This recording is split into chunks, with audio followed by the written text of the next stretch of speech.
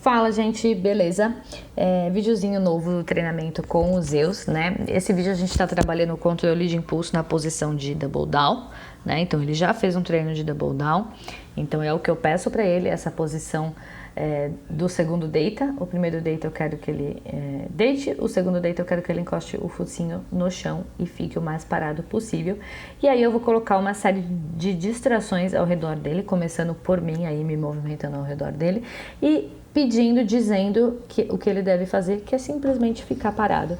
Por que esse treino é útil, né? Se a gente for pensar, a gente consegue elencar vários momentos na nossa vida onde coisas acontecem e movimentos acontecem ao redor dos cães e eles não podem interagir, como por exemplo, se você leva o seu cachorro num restaurante e outros cães passam ao redor, ou se o seu cachorro gosta muito de bola, mas ele está no parque e tem uma criança brincando de bola, ele não pode pegar o brinquedo da criança, ou se tem um idoso, uma criança, uma senhora, qualquer pessoa passando na rua, ele não pode sair correndo só porque tem uma pessoa correndo do lado dele, enfim, né? Então existe uma série de situações da nossa vida cotidiana, urbana, que envolve o cachorro saber se controlar, né? Ter respostas melhor diante de movimento, né? Por que a gente treina isso dessa forma, né? A gente sabe que cachorro é ação e reação, né? Então toda ação gera uma reação, né? Alguns cães, por excitação extrema, quando vem muito movimento, ou vão sair correndo, ou vão pular, ou não conseguem simplesmente estar no lugar onde eles estão sem vocalizar, ou sem se movimentar, querem estar participando de tudo, querem ir ver o que aconteceu, ver uma criança correndo, vai correr atrás, né? Por excitação extrema, né? Outros cães, se a gente for pensar no cenário oposto, que são cães medrosos, que têm medo de barulho, que têm medo de objetos e etc. Quando alguma coisa cai no chão ou quando um barulho muito forte vier, esse cachorro vai fazer o quê? Vai fugir, né? Então eu acho que é muito comum a gente ver, né, esses cães que quando você se movimenta, ele se movimenta também, quando passa a criança correndo, ele corre também, e etc. E a gente cria fazendo esse exercício, né? A gente cria uma resposta para o cachorro de mais autocontrole. Então não é que fazendo isso o Zeus vai virar uma estátua na rua, não é, tá? É claro que a gente pode pedir o double down para ele diante de qualquer situação, porque ele sabe, mas não é só isso. A gente quer respostas melhores dele, respostas mais controladas, né, dele, antes de sair correndo ou criar o hábito de se movimentar diante de tudo, tá? Então são duas coisas. Uma coisa eu posso pedir para ele o senta, o deita e o double down numa situação na rua, no parque ou onde for, mas quando eu treino isso e coloco distrações, desafios para ele, pedindo a posição mais difícil que é o double down, eu treino o autocontrole na mente dele, tá? Então essa resposta de mais controle fica muito mais clara e muito mais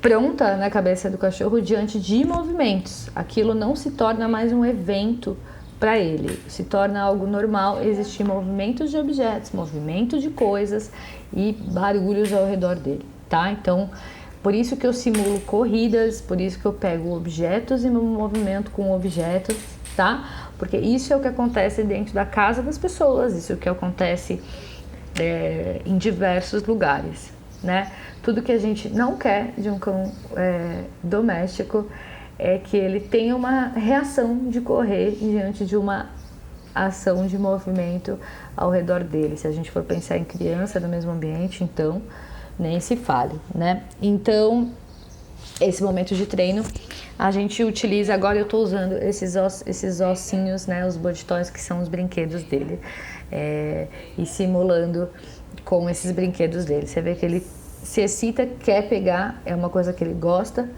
mas eu peço essa resposta. Por quê? Porque eu tô levando ao extremo o treino, tá? Eu tô pegando uma coisa que ele gosta muito para ele aprender a se controlar diante dessa coisa que ele gosta muito, numa posição bastante difícil para os cães, tá? Então a gente no momento de treino leva ao extremo da dificuldade, tanto na posição que eu peço para ele, quanto no objeto pelo qual ele tem que se controlar, para que numa situação mais fácil ele já seja fácil para ele ter uma resposta melhor, tá? Então Esse é o treino para na hora do jogo a coisa acontecer na melhor resposta possível, tá? Vocês estão vendo aí, toda vez que ele levanta a cabeça, eu corrijo a posição dele, tá? Então é o que a gente chama de correção no time correto, na prevenção, tá? Na prevenção não, desculpa, na posição, tá? Então eu não vou esperar ele levantar, sair correndo e pegar o osso para eu dizer que ele tá errado, tá? Não. Se o que eu tô pedindo para ele é a posição de double down, no momento que ele levanta a cabeça, eu já sei que ele já saiu do que eu queria, do que eu pedi para ele. Então eu já direciono ele, ou seja, corrijo ele, pedindo a posição que a gente havia combinado para esse treino, tá? Então todas as vezes que ele levanta a cabeça aí no vídeo, eu peço para ele deitar de novo, tá? Por que é por repetição? Porque eu sei que para ele não está sendo fácil, mas é por isso que a gente está treinando.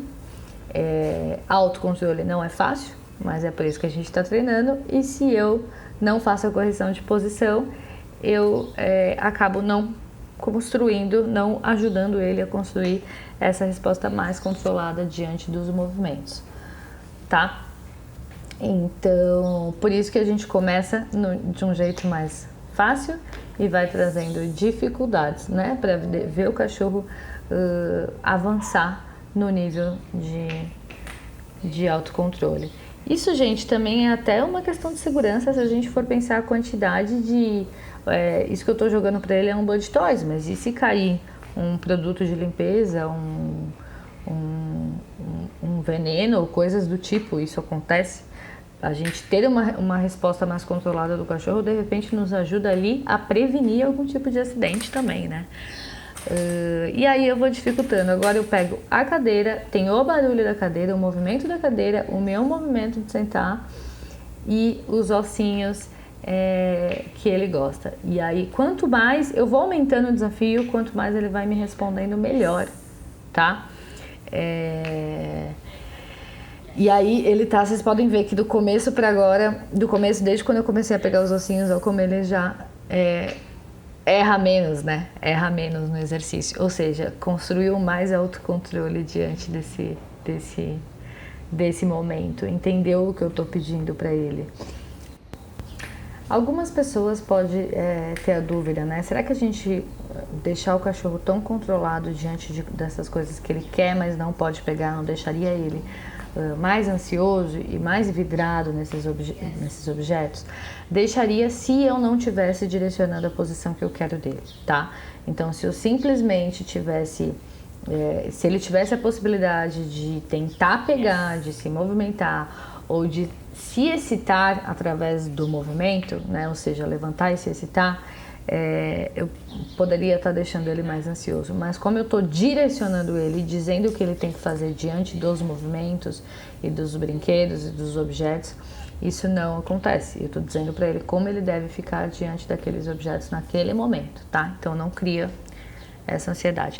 Aí eu já trago um cenário que é mais difícil, mas que é um cenário mais real possível, né? Que são outros cães andando na rua, tá? Que são outros cães entrando na clínica veterinária, que são cães reagindo quando o seu cachorro está fazendo uma pausa na caminhada, está na praça, ou quando você está com ele no restaurante, ou qualquer lugar que você leve o seu cachorro e vão ter outros cachorros reagindo de formas na qual a gente não pode controlar. Então aí eu estou dizendo para os Zeus que o outro cachorro que se movimenta ao redor dele, ele não precisa fazer disso um evento, tá? Ele pode ter uma resposta mais controlada e ser normal outros cachorros correndo e se movimentando ao redor dele, que não é um evento, tá? É essa resposta que eu tô criando na cabeça dele, de mais autocontrole diante de movimentos de cães e pessoas e objetos e qualquer outra coisa. Bom, acho que deu para ter uma noção, né, um pouquinho de como a gente ajuda o cachorro a ser mais controlado e como isso pode ser benéfico na nossa vida, né? Aí eu já junto os brinquedos e o todinho. E olha que massa a resposta que ele tá tendo no final do treino. Ah, tá pronto? Não. A gente tem que fazer muitas vezes isso e a gente sempre vai ter que direcionar ele no momento de gestação. Mas a gente já está construindo um cachorro mais equilibrado, tá? É assim que a gente constrói um cachorro mais equilibrado diante de situações difíceis, diante de situações comuns no nosso cotidiano. Certo, gente? Se você tá gostando desse vídeo, se você gostou, se fez sentido pra você, deixa um like pra gente, tá? Pra gente saber e pra gente conseguir dividir com outras pessoas. Se inscreve no nosso canal. Se ficou dúvida, pode dizer que a gente responde, tá? E finalizamos com esse lindo Double Down. Valeu!